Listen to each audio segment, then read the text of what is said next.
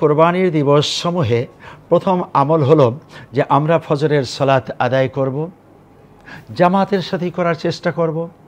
তাকবীর পড়ব, আল্লাহু আকবার, আল্লাহু আকবার, লা ইলাহা ইল্লাল্লাহু, আল্লাহু আকবার, আল্লাহু আকবার, ওয়ালিল্লাহিল হামদ।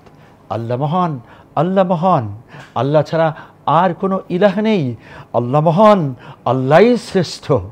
এমন কথা আল্লাহ সুবহানাহু তাআলার শানে বললে আল্লাহ পাক অনেক খুশি হয়ে যান।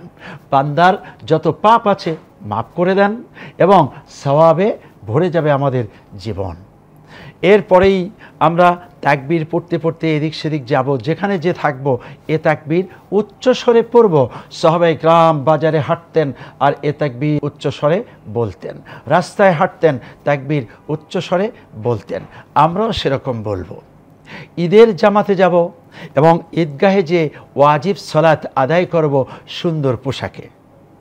এরপরে খুতবা হবে, সুন্দর করেই শুনব। আমরা আল্লাহর কাছে মোনাজাত দিয়ে সমস্ত পাপ মোচনের জন্য দোয়া করব।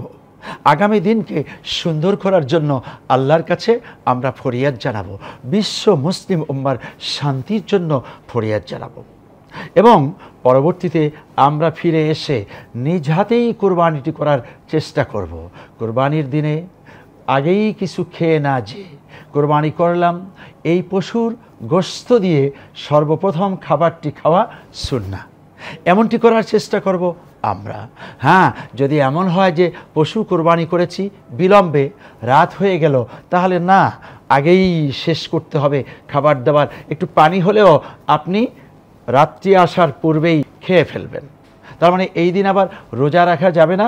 রোজা রাখা বছরে 5 দিন হারাম, তার ভিতরে ঈদুল ফিতরের একদিন আর জিলহজ মাসের 10, 11, 12, 13 এই মোট 5 দিন বছরে রোজা রাখা হারাম। আমরা এই আমলগুলো সুন্দরভাবে করার চেষ্টা করব ইনশাআল্লাহুল আজিজ। আল্লাহ সে তৌফিক ইনায়াত করুন। আসসালামু আলাইকুম ওয়া রাহমাতুল্লাহি ওয়া বারাকাতুহু।